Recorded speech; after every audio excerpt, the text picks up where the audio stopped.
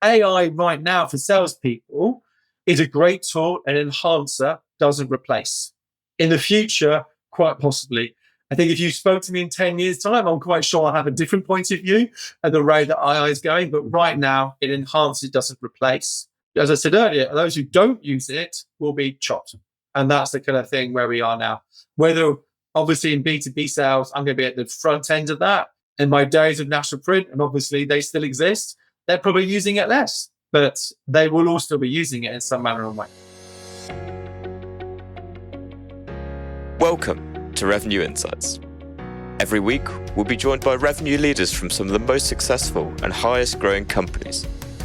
Together, we explore how they built their revenue teams, the journeys that they've been on, and the lessons they have learned along the way. Revenue Insights is brought to you by Ebster. We're a revenue intelligence platform designed to help revenue teams to build more pipeline, close more deals, and retain more customers.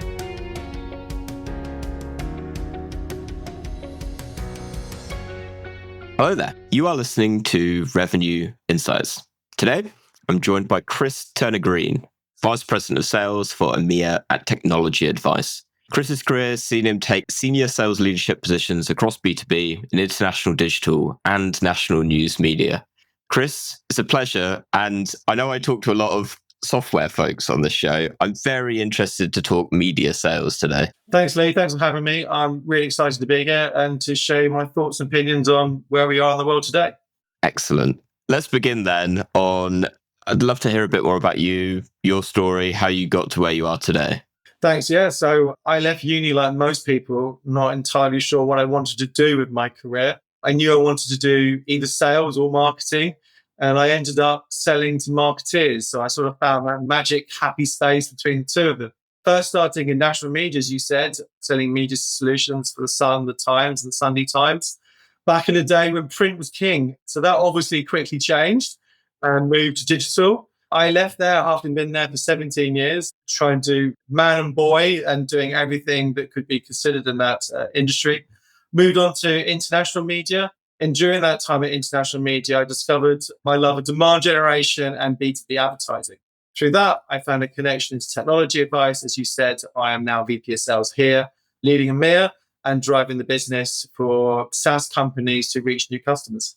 Excellent. And I think as I kind of started the show with today and the conversation, I think a lot of folks listening will have a very good understanding from a B2B sales perspective, but perhaps don't have too much insight into B2B media sales. So what would you say is unique about B2B media sales compared to B2B sales more generally? Sure. So B2B sales and SaaS sales normally is looking for high ticket price items and also long-standing SaaS agreements, 12 months or longer to be able to go through. The world of B2B marketing and media is the fact that you're normally selling per campaign, which can be 1 month or 3 months. That means that you're continuously seeking renewals, upsells, cross-sells, and net new customers. You don't enter a quarter or a year with a very large percentage pre-booked. You're selling in the quarter for immediate activation. That makes it exciting. It also makes it volatile. But it means that you're looking for customized solutions there as well. You don't have like 3 different packages or 4 different packages that you can choose from. Everything starts from scratch and understanding what the customer's needs are and then seeking the best solution to deliver on them.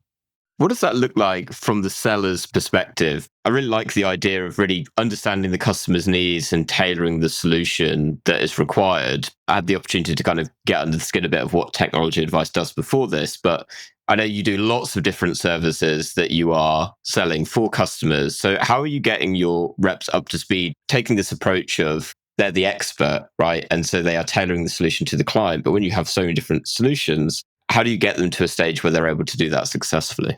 Good question. I think it's nearly impossible to sell a solution unless you know what the customer's goals are at the end of it. We're selling demand generation, so they're seeking leads from us, but where is their business and what are their customers' expectations? What are their marketing and also their sales team's expectations? Because the two are intrinsically linked.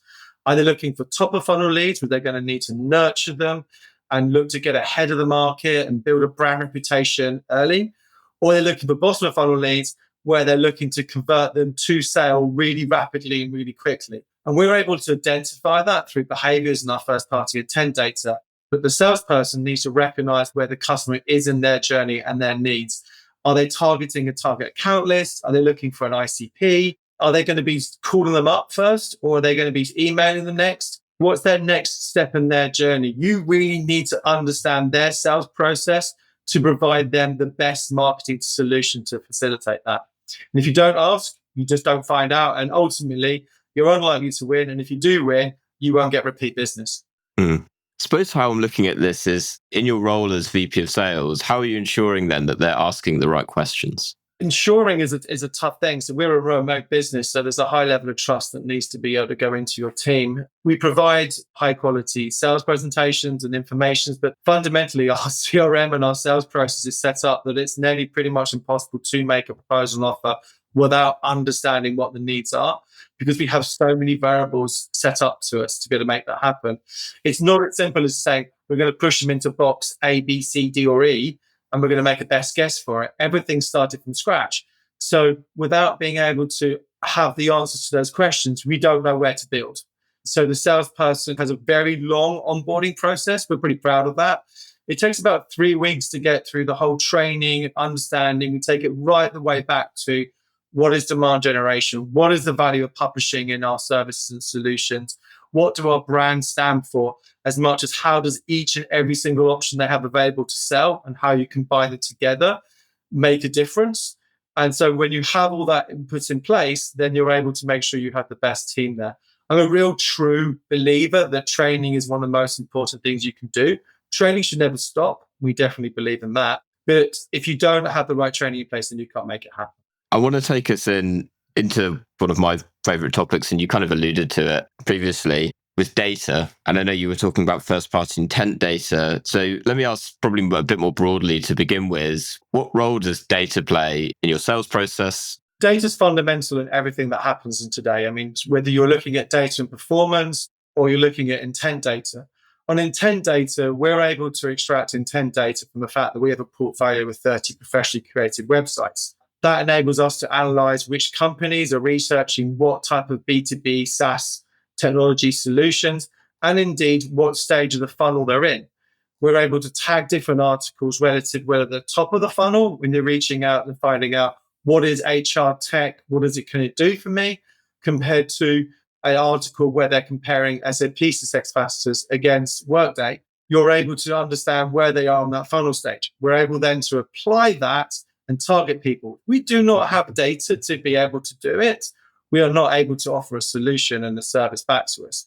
Data is the new gold in many ways that goes back. If you don't have data, then you can't deliver anything. So optimization of campaigns can't happen with data. You can't target people without data.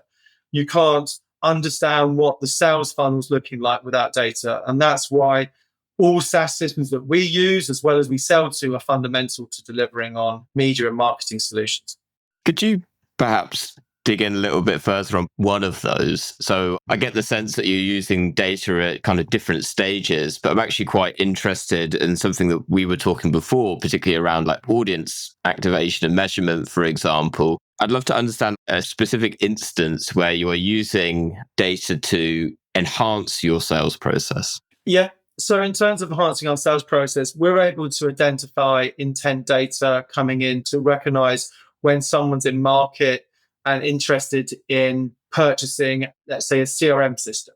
We recognize that data, that company is showing it. You may have a company that hasn't researched on our websites for 5 years about anything or about CRM. Suddenly, 3 people from that company, that domain, drop onto our website and research what's the best CRM system in there. We're able to recognize that, and then we're able to sell that as part of a demand generation or ABM campaign back to a SaaS company that provides CRM software solutions. So if we don't have that data, we can't sell it. Now, how do we sell that data? We're not selling it as an IP address, we're selling it as a lead. And that person's had to consent to be contacted by that new company that's being able to go through. And what we're able to do is hook that all up together using what is often regarded as content syndication. What's an initiative that you're working on at the minute that you're most excited about? Right now, if you're looking at sort of B2B buyers, 50% of buyers are millennials, and the ever increasing amount are also Gen Zers. And that means that compared to the days when I was first in the work environment where I could, I left my work, it was 5 days in the office, I was working a desktop and I left, and you couldn't get in contact with me because of the way that we are today, flexible working, remote working, hybrid working, having mobile phones and laptops and iPads. It's very difficult to disseminate the difference between B2B and B2C. So that means B2C trends are really coming in to B2B environments. So we need to now think differently in terms of how the buyer's journey is happening. Gartner has a very good image that talks about a really overly complex buyer's journey, which recognizes buyers that come in. It's a big mess on purpose in a way, and it's not a linear fashion. But because of the B2C journey, it means that things like attention and brand awareness are now more important than it ever has been. And for me, that means that B2B media solutions and B2B marketing ideas are continuously changing and evolving. And what was good today didn't exist 12 months ago. And what will happen in the near 12 months will be completely different. And attention is the key detail to that now. Recognizing that someone has seen a brand, recognized the brand, what the value is, and then activating that at every single stage of the funnel. So there's a lot of things, obviously, that I can't share in a public podcast, but attention is the key thing that has moved from B2C to B2B, which is fascinating at the moment. Just a quick reminder, and then we will be right back to the show. At Revenue Insights, our goal is to share how top-performing revenue leaders build predictable, efficient, go-to-market teams. Every week, we speak to the brightest minds, and every quarter, we release the latest findings from our analysis of billions of dollars in pipeline. If you don't want to miss out, sign up to our newsletter at ebster.com/newsletter-sign up. That's ebster.com/newsletter-sign up. The link to make that a little bit easier for you will be in the show notes of this episode, wherever you're listening. See you there. So how do you go about drinking your own champagne with that in mind? So you speak a lot of the importance of having attention and generating awareness so that you are constantly front of mind for potential leads and potential accounts. And I know the kind of folks that you work with are enterprise size companies, right? So how do you as TechnologyAdvice go about ensuring that you are grabbing that attention with prospective clients internally? It's a challenge. There are some very well-established brands. I'm VP of Sales for EMEA, and so in many regards, we are seeking to upset the apple cart of the more established players over here. So we need to stand out and we need to be different. And you can't just have one solution. So right at the moment, we're pushing quite heavily on thought leadership and case studies, as well as offering differentiated solutions, as well as then doing all the other tactics that B2B SaaS companies are doing: email outreach, advertising, SEO, and alike. I'll go into a couple of those points. In terms of thought leadership and case studies, they are fundamentally important now. Or solutions that we offer, other providers offer, there are similarities between what we offer and what other people do. We obviously believe that ours are better and have a better brand value attributed to it. But you have to be able to sell that. And the best way to sell that and inform that is to tell a story. And that's why case studies are so important. People remember a story so many times better than they remember a number. And that's a key message for us in terms of going through who are our best case studies, how we delivered well on there, getting them to talk about it. And those are some of the things you were seeing probably most recently in the last 2 weeks when we're recording this, as well as you'll see continuing going forward.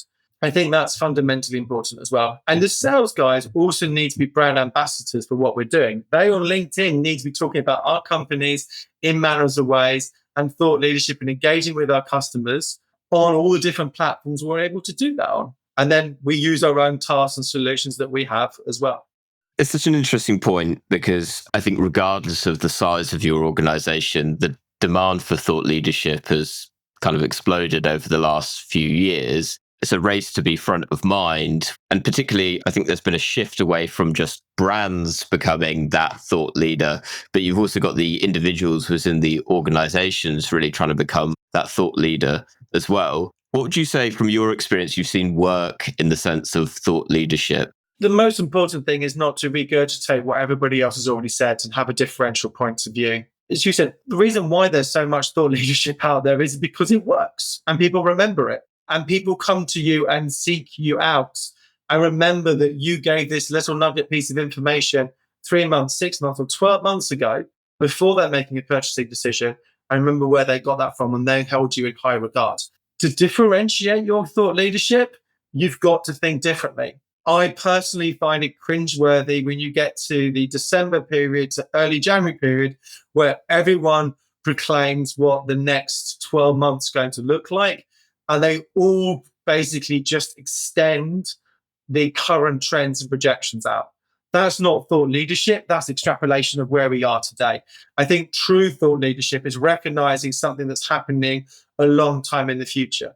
Right now, anyone who says the future trend is going to be AI, absolutely is going to be AI, but we're already there, right? This is not a new thing, right? What we should really be thinking about is what is the implications of AI going to be, right? Not in terms of what's AI going to do, but what's that effect going to have moving forward, right?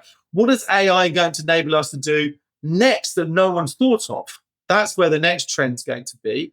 And then how is that going to adapt our lifestyles and our outlook on our jobs? I talk often about how is AI going to affect sales, for example, right? So will AI replace salespeople? No, right? But those people who use AI will replace those people who don't use AI.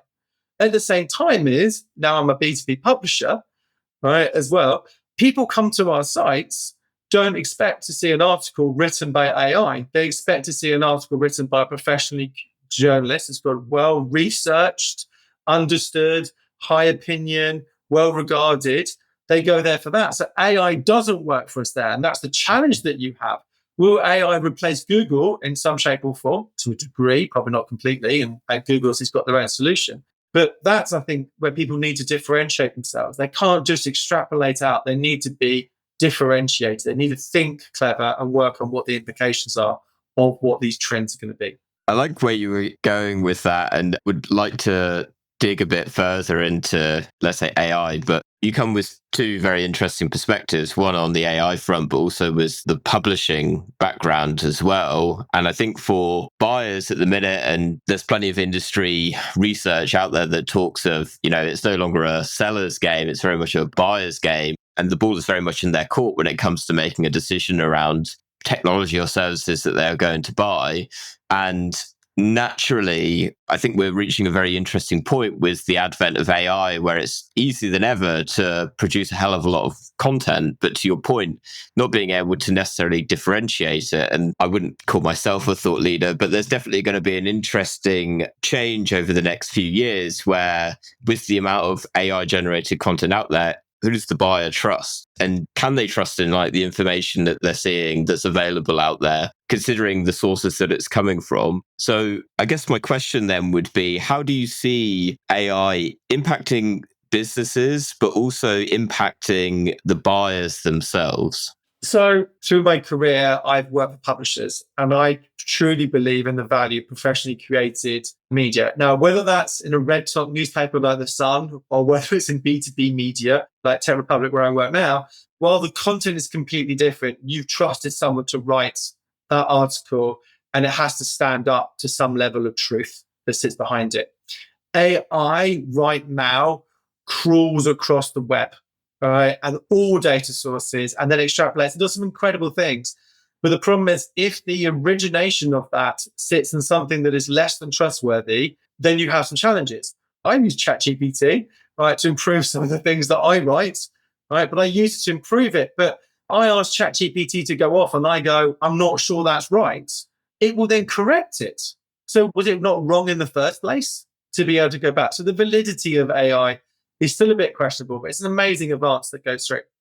Going back to sales and the environment, yes, the problem is that AI enables you to scale with all the other tools that are available out there, with the Sales Loft or Apollo and other ones like that. Well, you're able to send out a phenomenal number of emails, and AI enables you to write a phenomenal amount of words. But the problem is that they all look exactly the same. Now, I saw a recent report not so long ago saying that about 50% of emails that are written by AI can be spotted as written by AI. That's a problem because no one currently right now wants to be sold to by a computer. They expect a human to be on the back end of it, unless it's a low ticket price item or an easy purchase to buy where they can just go on and click through the system and make a purchase and download it or get access to the tool. So the difficulty now is finding that happy medium. Now, for me personally, AI should be an enhancement in the same way that you used to use Google or still do. I want to find just where's this industry going? What's my thought can be on this? It's a stimuli to get you to put your own information through. And that's what we should be using AI for. And absolutely should be using to improve grammar and cutting down the length of emails. I look back at some of my emails that I wrote many years ago and you print it out and cover 2 sides of A4. I can now get it into a paragraph and a half. I can do that naturally, but also AI can improve it. And I think that's going to make sales better. If you go back to what my industry is in demand generation, is you think about it, lots of B2B SaaS companies, they use white papers. And white papers, we can spot them, the ones written by AI. They don't have anything unique in, they don't have any thought leadership that actually is going to change them. And it doesn't talk about the successes in a way of a case study because AI doesn't generate that. And you think about it, I said that storytelling makes a difference in sales. Having unique data makes a difference in sales. And so we're using white papers, which I presume nearly all SaaS companies use in some shape or form, right? Those white papers can be informed by AI, but there's nothing better than putting in a first-party case study testimonial, your own first-party data and information in there. Or if you're going to do research, do proprietary research to be able to talk about it. Those are differentials that are really going to be able to stand out. So AI right now for salespeople is a great tool, an enhancer, doesn't replace. In the future, quite possibly. I think if you spoke to me in 10 years' time, I'm quite sure I'll have a different point of view at the rate that AI is going. But right now, it enhances, doesn't replace. As I said earlier, those who don't use it will be chopped. And that's the kind of thing where we are now. Whether, obviously, in B2B sales, I'm going to be at the front end of that. In my days of national print, and obviously they still exist, they're probably using it less, but they will all still be using it in some manner or way. Well, for one, at least we have this recording in 10 years' time. We can refer back and see how we're getting on. I might come back to regret that. I mean, there'll be a little meme of me saying, how wrong was Peter Green? Yes. Okay. Well, I suppose ChatGPT will be devouring the transcripts soon enough. But joking aside, it's certainly reaching an interesting point where I think, as you kind of alluding to, becomes that very important balance between quality and quantity, both in terms of the quality, but also what you're sending as well. You know, to your point, and I was thinking it as you were talking through it, which is tools like AI can help you to generate a lot more, but it's not necessarily the message that you want to communicate, right? And sales, which has been built on relationships for its entirety, has certainly over like the growth at all costs period, almost kind of switched to becoming, in my opinion, something far more mechanical. And there's this aim to be far more predictable and efficient. And it's led us to the point where we almost look at sales not as an art, but far more as a science, when in fact, I think it's a balance between the two. And so with something like AI, which it far more tips it in terms of the balance towards being a science, but actually those who are really strong at the art, being able to build genuine relationships, being able to build genuine partnerships with customers, they're the ones that are probably going to not only be able to cut through the noise, like in a demand generation sense of being able to differentiate, but also from a sales perspective as well, of we're not just another piece of software, another tool or another service. There is a connection here between the two of us, and we actually want to work together for each other's benefit. 100%. I'm no spring chicken. So I remember the fact that you did your meetings and you did your sales face to face. I still believe people buy from people. There is an exception to that. So people who could transact online and make a quick purchase and get what they want and remove themselves really quickly and just get into the tool, that may be an exception. But if you've got any kind of level of considered purchase, like a B2B purchase, particularly a large one, or one where you're committing to a large period of time, people buy from the person they're speaking to. And AI is not going to replace that until AI gets a situation where someone can replace me physically on this screen talking about where we are. And the person receiving it is happy to talk to an AI tool, which I don't believe anyone is. We still talk about today that, you make an impression in the first 7 seconds. That still exists in all purchasing and all selling. So it's fundamentally important that you meet people. We are a fully remote company, but I still encourage my team to get in their cars and trains and go and see their customers. Predominantly, our customers are London based. And so I still want them to go and see them. And there's a value in that. And the conversations that you can have face to face that you can't have on Zoom or Google Meets, and likewise, you can't have on the phone, you can't have by email, are immense. I talk about it being the elevator moment or the water cooler moment where someone says, "Do you want to drink?" Absolutely, I want to drink, because that's an opportunity for me to talk to you about something that you may not be deciding to give me when we get down to formal negotiations. So it's really important to be able to go through and understand that buyer, understand their needs, where they're coming from, where their role and responsibility sits. You have to do things face to face. And AI currently is not going to replace that. Well, I'm a bit concerned in the day that AI can replace us in a face-to-face scenario, to be fair. Especially watching Hollywood films, they will let you know that that's coming very rapidly. Films like Creator and the like suggest that the world's going to be over very soon. So, yeah. Just a quick reminder, and then we will be right back to the show. At Revenue Insights, our goal is to share how top-performing revenue leaders build predictable, efficient, go-to-market teams. Every week, we speak to the brightest minds, and every quarter, we release the latest findings from our analysis of billions of dollars in pipeline. If you don't want to miss out, sign up to our newsletter at ebster.com/newsletter-sign up. That's ebster.com/newsletter-sign up. The link to make that a little bit easier for you will be in the show notes of this episode, wherever you're listening. See you there. You mentioned earlier in our conversation the onboarding process that you have internally and the sales process that you have that, by the sounds of it, really give solid guardrails for your team. What differentiates your top performers from the rest? What are they doing that's different? So we have some really linear and key measures of success. So we measure all teams by, clearly, they're salespeople, so the amount of revenue they bring in. We then divide that revenue up by, is it retention of existing business? Have they diversified their revenue from the existing business? And have they brought in new revenue? That's a lagging indicator. So then we move to the leading indicator. We're looking at things like how many opportunities that they opened up, how many opportunities they opened up across how many different accounts, because in media you work with clients direct and you also work with agencies, and then agencies can brief you for 5 or 6 or 7 different brands. Outside of that, what's their strike and win rates? What's the average deal size? And then also, as I mentioned, I'm a true believer of meetings. How many meetings have they had that they've arranged as opposed to an SDR's arranged? That enables you to score them and understanding where they're sitting and understand where they sit their benchmarks. But the best salesperson, and we're going back to recognizing personalization again, is the one who recognizes the needs of the customer, right? And is able to put a solution together that matches that, because that's what delivers you retention. Now, in a business like ours, you have to retain customers. You can't just be churning them all the time. We don't have a 12-month renewal period. They can leave after a 1-month deal if they're not happy. So you need to understand what their expectations are. And if you do not understand their expectations, manage their expectations, and make sure you sell a solution that matches it, you're going to completely lose them. And the best salespeople are the ones who can do that, combined with an ability to do an elevator pitch.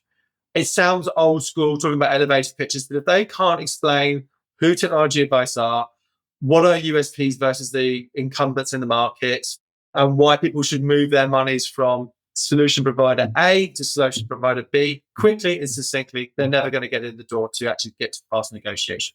Everything that you raise is absolutely spot on. If you've got a rep that perhaps is not currently able to really get it, like the customer need, perhaps you're shadowing a meeting or reviewing a call, and it's just like, they're just not getting it. How do you approach helping them?